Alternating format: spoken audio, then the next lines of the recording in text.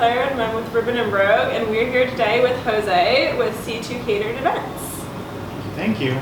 It's good to see you again. It's been a little bit of time, but for our audience, I kind of want to start off with just like, how did you get started in catering? Okay.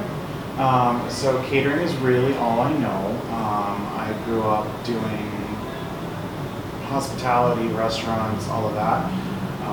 So I went to school for culinary arts and food service management, focusing on the event sector. I worked at Disney for almost 10 years in restaurants and the events industry there. And then now 5 years have been doing C2 Catered Events. So it's kind of a brief synopsis of where I came from. What's your favorite part about catering? My favorite part about catering after working in a restaurant for a long time is the fact that every day is different. In the restaurant, yes, every day is different, but it's not all at the same time because you're making the same seven dishes over and over and over again.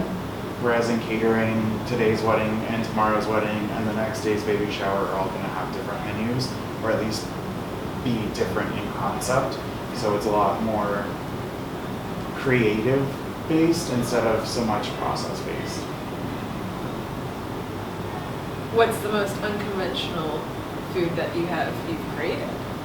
So I would say, live outside of the box more than we live inside the box. So our clients come to us and we do our intro call and we figure out exactly like what do you need? Who are you? How do we help you?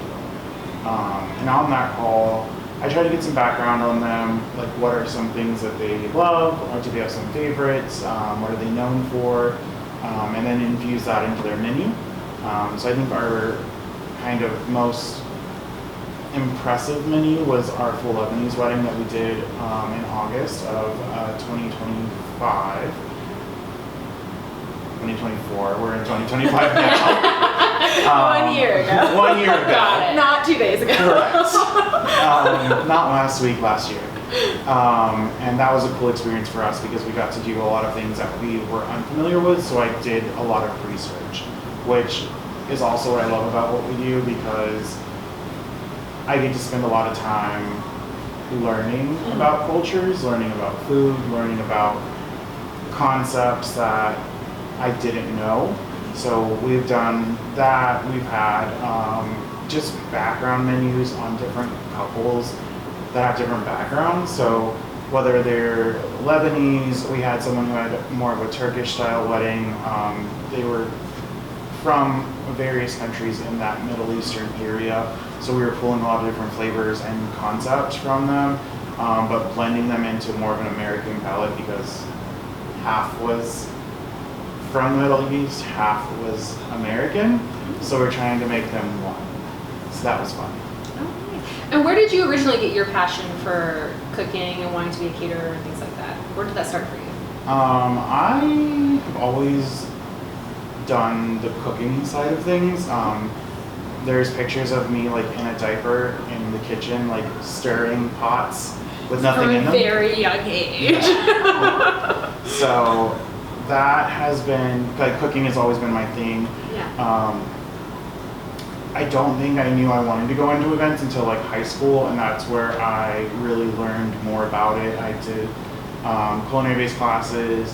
So at that point, I think that's when I really learned that like the event side of things is more so where I fall than just cooking. Especially after working on the line at Disney for a couple of years, like I learned that while I can do that and while that falls in my wheelhouse, it's not what kind of gets me out of bed every day to go to work. Got it. So where events does. So Sparkle in your eye, Yeah. the fun and stuff. Yep. It sounds like you like the creativity of like cooking more than necessarily the monotonous like day-to-day aspect of it. Yeah. Is that correct? Okay. I would agree. And I had one of my mentors ask me like, what part of like the events do you like to do?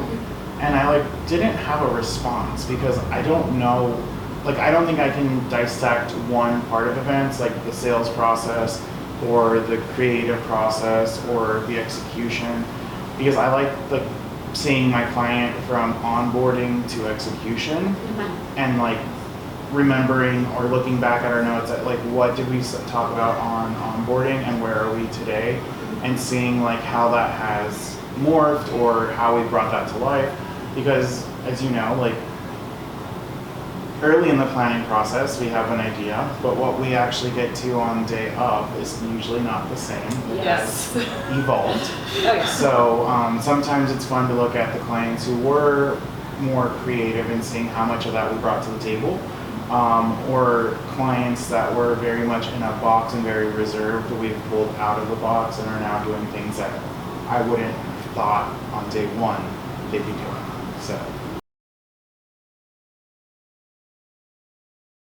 So you're talking about your clients and things like that. What would you say your ideal client would be, or who do you really like are drawn to when you first like start the process with your client? I feel like people who are wanting to emphasize food, who like put it in the high end of their priorities. That's one thing we do in our onboarding is we say, DJ, food, venue, decor, floral, photography. Where does food line up? Is it top 5, top 3? Most important, because that immediately tells me where to put my focus. Are they trying to get the job done and get them fed and get them out of there because they're more in the party, the DJ is like their big thing? Or are they a couple that like the food is super important and it's like their number one priority because they've been to tons of weddings with really terrible wedding food? Or are they in between? Like they don't want bad wedding food, but they don't care to spend, an outrageous amount of money per person. So where in the spectrum do they fall and how do we get them there? And it's also, what do you need? Because once we start talking about things, our packages are built to really eliminate the need for them to find any other vendors. So like our, full package includes linens, glassware, china, pretty much everything for their tablescape. But if they don't want that, they don't need that, then is our intro package a better fit for them? Mm-hmm. Is that really what they need? So sometimes they come in thinking the intro package is what they want, but then by the time we add the cost of linens and china and cake cutting and champagne pouring, we're now at the big package, and that's a better price for them. So I just kind of figure out like what do you need? What do you think you need? What is what you really need? Right. And then how do we make that work? So, we do have couples that really don't want to put a ton of emphasis on the food. Like, we just need them to get them fed because we want to party. And we're happy to do that. But then we've also had clients who want to do plated meals with an emphasis on, plated salad, plated entree, really fine hors d'oeuvres, pasta and cocktail hour, or more than the typical, like they're doing 3, 4, 5 selections. They're doing a duo plated with like his or her favorites, or the choice of his or her favorites. So it just really depends. There's I don't think a right or wrong in how we do it. But I think that our clients are food focused and that want to be able to really do a one-stop shop. They don't have to then go find someone else to do this or someone else to do that. So someone that kind of trusts us with our ability to cook for them and provide the food that they're wanting, and someone that just really wants to take the stress away from it, because we can do a ton of stuff for them in the kind of food and beverage, whether it's the bar, the desserts, the actual food. And because we do all the tabletop stuff, it really takes out a lot of let me go find a linen person. Oh, I have to find chargers. Oh, I need to find glassware. Oh, all that is done in-house, so it checks off 10 boxes with one stop. And for couples, that are planning a wedding, there's so many things to think about. To have to not think about one more thing and just have everything in a package just makes it so much easier for them. Is there like a specific type of food that you prefer making or style, or can you just do a broad range? We really don't like to do the same things over and over again. Okay. My team enjoys when we mix it up, whether it's our kitchen people or our staff that's doing day of captaining, serving, bartending. They really like to mix it up. And I think that goes back also to my like monotony on the line is like, I don't want to copy paste every wedding. Right. So on our onboarding call, that's where I try to pull some of their personality because that helps us break it up. You know, cocktail hour, I always tell people, like, they're always concerned, like, oh, my cocktail hour doesn't match my dinner. You know, we wanted tacos, mini tacos for past cocktail hour, but we're thinking of, like, Italian food for dinner. And I'm like, look, it's so disconnected. Like, feature your personality during cocktail hour. So I think that is really where we can break the mold because I don't like the same chicken and roast beef. Like, I really don't do well with that, and it gets boring, and it just, like, to me, as much as it's more work to do all these different cuisines, the burnout for me is higher when we, like, see the same thing wedding after wedding after wedding, because there's no challenge. So I like the kind of the challenge and just really being able to bring something new that people wouldn't expect to a wedding. And with that, so obviously you've seen a lot of weddings, right? So if you had to choose one thing to remove from a wedding menu, what would it be? And what would you replace it with instead? So there's two things. Okay.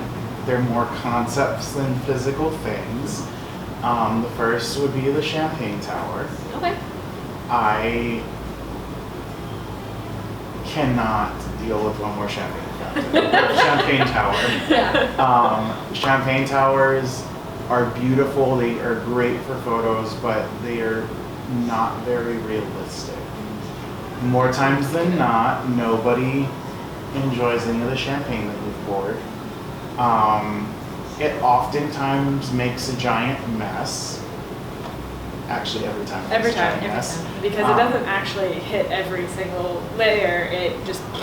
And there's no way to control No. for it to hit every single layer at all. So We're not professional bartenders. Like, you're able to do that. So it's great for photo ops because you get the stills, which are amazing, but then like the actual like in person, you have glasses on the bottom that don't have anything. So it's just yeah, a lot of reasons why I don't like them. I've also seen dresses and suits and stuff get dirty in the process, and then it's on the floor. So then we're having to clean it up before dancing starts because if it's in the same area, that's just everywhere and sticky and yeah. So champagne towers, I think, have had their time and they should go. The other thing that I would love to see no longer be a big thing is grazing tables. Grazing at home with 6 of your closest girlfriends and a glass of wine, sure, cool.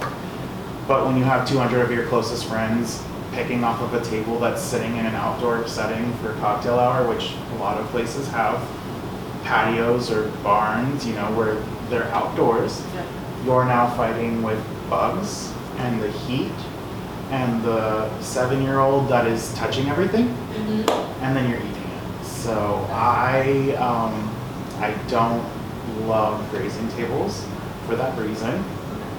I think a great alternative for a champagne tower would be a champagne fountain. Okay. They're I classy. did it for my wedding. I love champagne fountains. Highly, highly recommend fountains of champagne because guests can grab it when they want. Correct. I think if you're going for the vintage look, the right champagne fountain can be just as vintage and elegant as the champagne tower. And you can still have the glasses set up in that beautiful Correct. tower, and then you just grab the glass and fill as Less it needs. waste. Less waste. Absolutely. Less mess. I would say that would be my suggestion instead of a tower. And then if you're set on grazing, or if it's the concept of having the like charcuterie, then doing like a charcuterie cup, charcuterie cone, charcuterie skewer, that's manageable and more hygienic. Because I think that people often don't realize sticky fingers making their way back into the cheese cubes is not always the best idea on the wedding day. Yeah, they think of like the aesthetic of it, like it's beautiful to look at. The grazing tables themselves look gorgeous. The champagne tower themselves look gorgeous. But it is that aspect of thinking, oh, what could go wrong with this, and how could I actually make it better and more sustainable for people and safety, things like that. Yeah. I do love the charcuterie cones. I think that's a really, really nice touch because you can have it all over your table, make it just as pretty, and they can just pick up a cone. It has all the little things in there, individualized for them. Yeah. And you can go back to give them another cone. I was just gonna say, because if somebody loves it, they can get a second one, because there's always gonna be someone who doesn't take it. Because charcuterie and that kind of thing isn't for everyone. It's a younger generation thing, in my opinion. You typically don't see grandma going up for charcuterie. You more so see the younger kids into the middle age. Grandma would probably rather have meatballs than a charcuterie cone. Yeah. So that's kind of where I think the divide is, and you can do a little bit of both and still have something for everyone.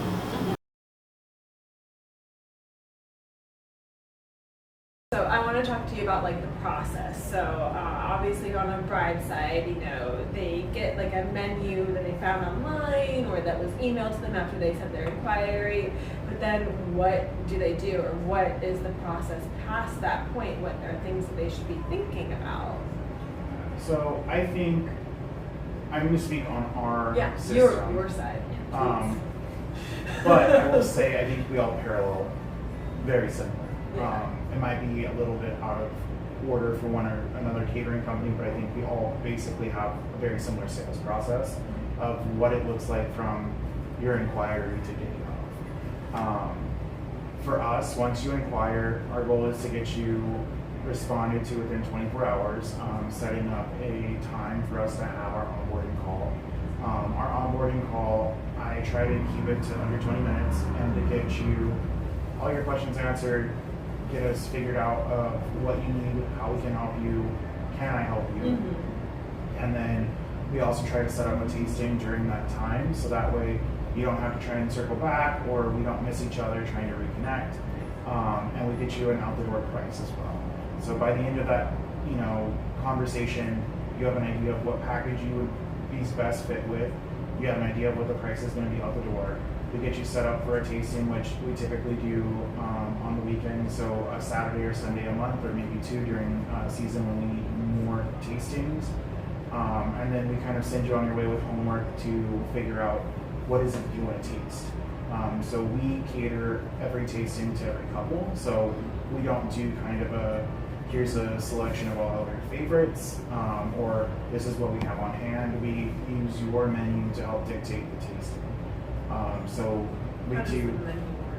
So depending on the package, we typically do one selection more than the package would include. So if it's 2 appetizers, 2 entrees, 2 sides, then they would pick 3 appetizers, 3 entrees, 3 sides. We're flexible with that, but that helps us to narrow it down. Because we do custom tastings, it's just super not feasible for us to do 6 or 8 of every item. It would just be really difficult and really time consuming for us to do that. So we do try to narrow it down. We have couples who are stuck between a couple, you know, they've decided their 2 entrees, what they want to do 4 apps. Okay, let's do that. Or we take a case by case, but that's how we kind of give them guidelines to get the couples to where they want to be. And we use conversation.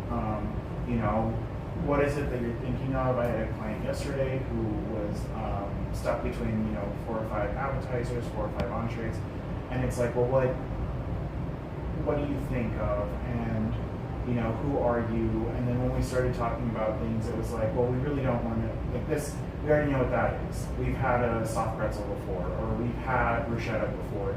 So I suggest doing things that are more unique, that you may have not had, or unique to the caterer. Because those are the items that you want to sample. You've had bruschetta, you've had a soft pretzel, you've had say a pig in a blanket, like you've had those things, they're familiar. What are the things that are outside the norm that you haven't tried that are either super intriguing or you're super set on and you want to guarantee that that's what you want? So that's kind of our tasting.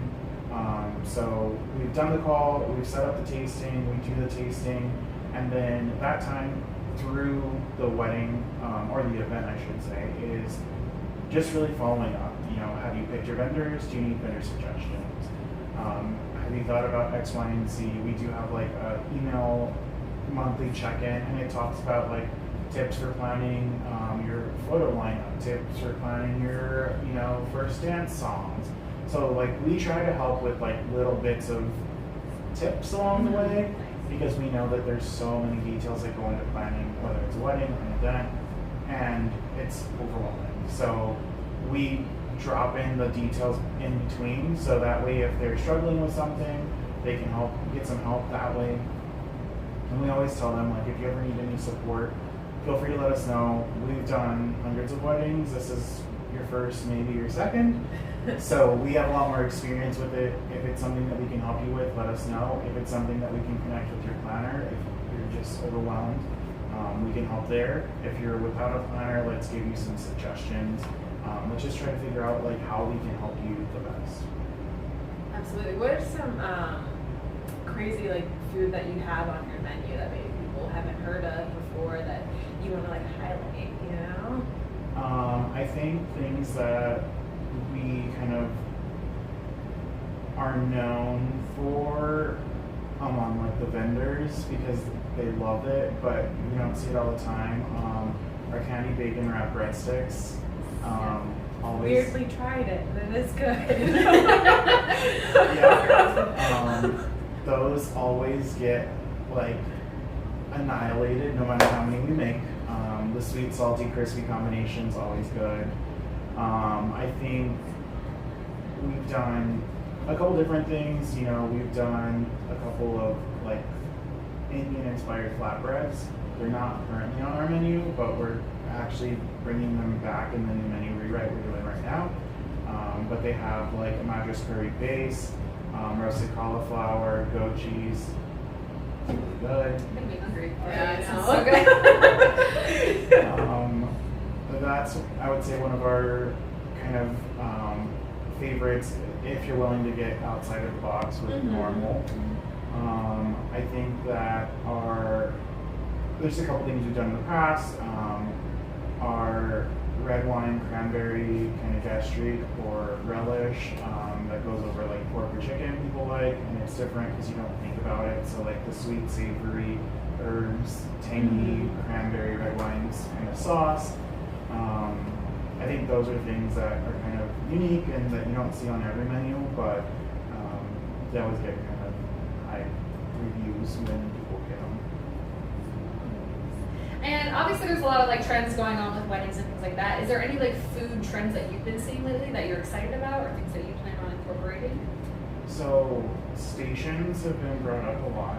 I am a fan of a good southern, like Louisiana style cocktail reception. Okay. Where it's food over a longer period of time, less formal seating, more mingling, high tops, lounge furniture, not like the typical, here's your place setting, here's your plate. I wish that was more normal here. I've been to weddings and seen and heard of these style weddings, and it's just like, it's such a unique experience. I wish they were embraced more here. But I do love stations. We're actually rewriting our station menu to make it more user-friendly, and to include things that we see couples picking more often, and twists on the favorites to make them, to dress up for a wedding. So not just burger slider, not just mac and cheese, whatever. Insert your favorite food, but how do we make that elevated so it's not mac and cheese on wedding night? It is mac and cheese, but what toppings are unique to it? Is it like 3 cheese? Is it, you know, what makes it unique for wedding night? Because oftentimes when we bring that up, mom's like, we're gonna have mac and cheese. So kind of like dressing things up and making them unique, just so that way they're buttoned up for a wedding night or a big event that, you know, isn't as casual. And if a couple wanted like a more like experience like vibe wedding, right? How would you suggest they handle the food portion of that? So I think there's a couple ways to do that. I know that we did a family style menu not too long ago. I think that's a great experiential based kind of meal. I don't suggest that for large guest counts, but for smaller, intimate guest counts, I think that they're great. That I think brings a whole new experience to the meal where it's more so breaking bread. Like, think about Sunday dinners, think about Thanksgiving, where you're kind of all at one big table or several large tables, passing food around, where it's more so like comfortable, relaxed, you know, that whole experience of being with friends, and not so much now it's the dinner portion of our event for the evening. Eat quick, the stands. Yeah. But again, like that, like you said, it relates back to like what is the couple looking for? Are you wanting that experience? Because a family style or a very formal plated dinner takes away from party and dance time. So what are the priorities? Is it because you want that experience-based evening, and that family style meal or, you know, 3-course plated meal is a big part of it, or is it dancing and fun on that? So I think that's very big. And obviously, we are a wedding planning business, and we handle a lot of like unconventional couples and things like that, or alternative couples. So, what is an unusual venue that you have had to cater at, and how did you incorporate that into their experience? This one's a good one. So, Wasn't on my list. I have a list too. I think unconventional. We've done a couple things. We've worked out of the Abbey, downtown Orlando, and it is a theater-y vibe. Very dark and moody. Yep. Yeah, got really cool lights on places, but like it is like more gothic vibes. Yeah. Gothic meets movie theater. Yep. Yes. Yeah. Yep. So I think about like Friday indie bands playing there. Like Yep. that's very much the vibe. We had a birthday there, and I would say that's a very unique setup because it's not a big rectangle room with tables and chairs. It's a very unique venue. It has a huge bar built into the back. It had, you know, what really is like theater / concert style seating. So it's a little different. So building a menu that kind of worked in that room where you're not necessarily going to be sitting down with like a fork and a knife and having a formal meal, but like people are hanging out at like the bar top or high tops, but also some people are sitting. So that was kind of an interesting time because that was the first time that we had done something that wasn't a traditional like buffet and a traditional dinner. Like it was, I think, the first time that we kind of did a lot more like handhelds and like small bites, but we're on the heavy side because it was during the dinner hour for a group. So Yeah, and that's a smart way for you guys to do it too, to incorporate that and to make it easy for them to get to enjoy the experience of the food and find a way to incorporate into the unconventionalness of the venue itself. Exactly. That's nice, yeah. and they had a local band playing, so that was also another level of different. Vibe. Yeah. So, you know, people were kind of eating during the breaks of the show, but then some people were grazing the entire time because they weren't super into like the music side. They were there to hang out with friends. So that was, I think, it was just a different vibe from the normal like wedding where it's like, oh, well, you know, now we move from cocktail hour to dinner to dancing. It was kind of just evening, and I think that was very different for us because, like I said, we are so used to X, Y, Z. So.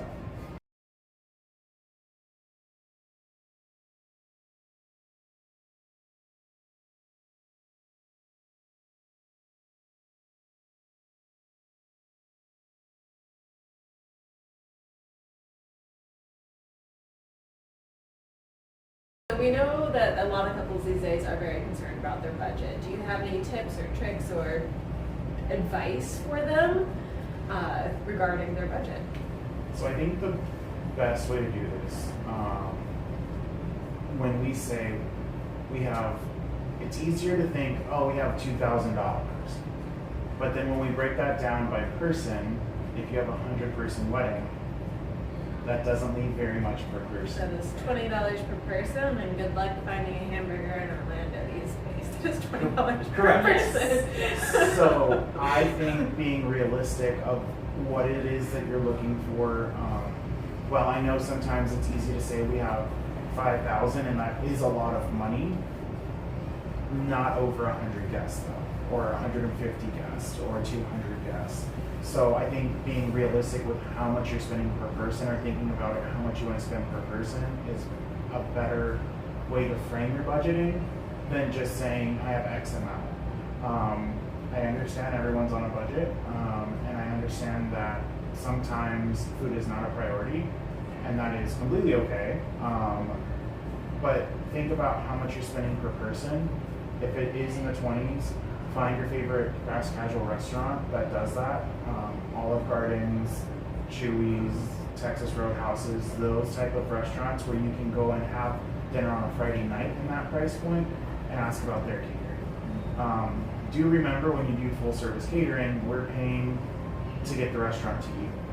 So while you can say, oh, I can go to dinner for $55 a person, and that's a lot, including tip, you're going to their restaurant, eating in their space. They're not bringing the staff and the restaurant to you and setting up, breaking down, and then having to go back at the end of the night. So just be conscious of how much it costs these days. I don't know if you haven't been grocery shopping lately.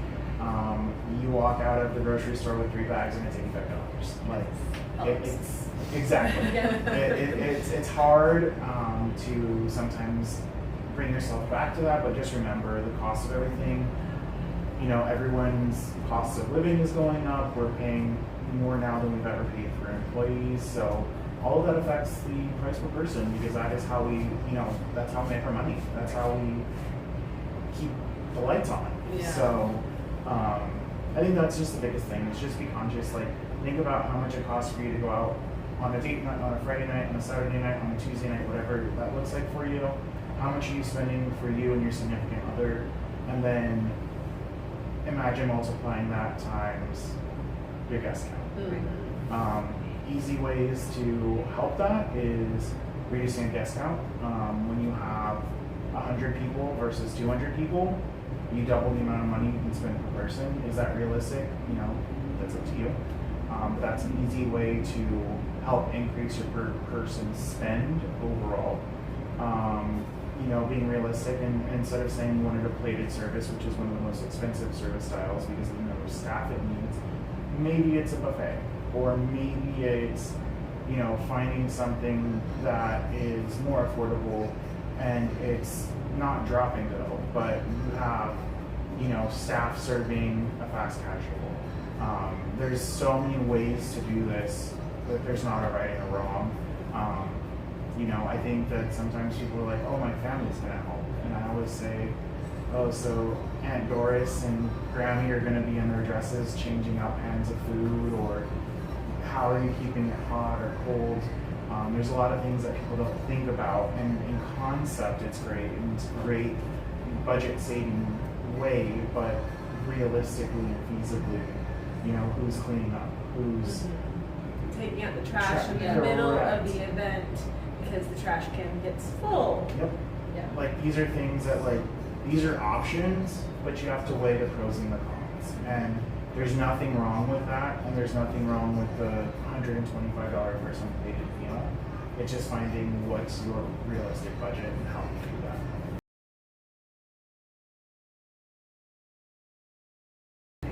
And with the different types of styles, how would you rank these from most affordable to least affordable versus buffet, plated, stations, family style? So how would you rank those? That way people have a better understanding of, hey, this is more towards the affordable side and this is more expensive. So with us, buffet is the most affordable option. It requires the least number of staff, so it reduces the overall cost. From then, it goes to a station and plate that I say are about the same price per person. That really comes down to the more stations you have is the more staff I have to run each station. So 3 or 4 stations, that's 3 or 4 staff plus people in the kitchen, plus we still have servers that are clearing tables and stuff. So we start to get more staffing, which impacts your per person spend very quickly.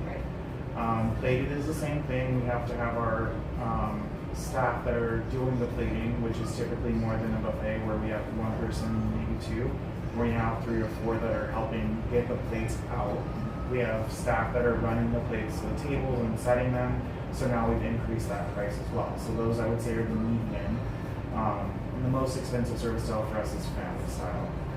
While it doesn't require as much staff, we make a ton of extra food. So it's not the most friendly in terms of waste, but it does bring an experience. So I think at the end of the day, that is going to be our most expensive style just because of the amount of food we prepare versus anything else. Are there any other like things that you would like to tell the clients, like to think of when they think about like their catering ahead of time? I think there's 2 things that everyone remembers: is the food and the fun. So food being the food, everyone remembers terrible food and great food, and the fun being DJ bar experiences. Remember that when you start to create your priorities, what you want people to take away from your wedding. We've all had terrible cold wedding food. We've all had a DJ that is absolutely terrible and has no energy. So just kind of think about what you want people to take away from, and it should be uniquely you. Don't say we went to Lauren's wedding last week.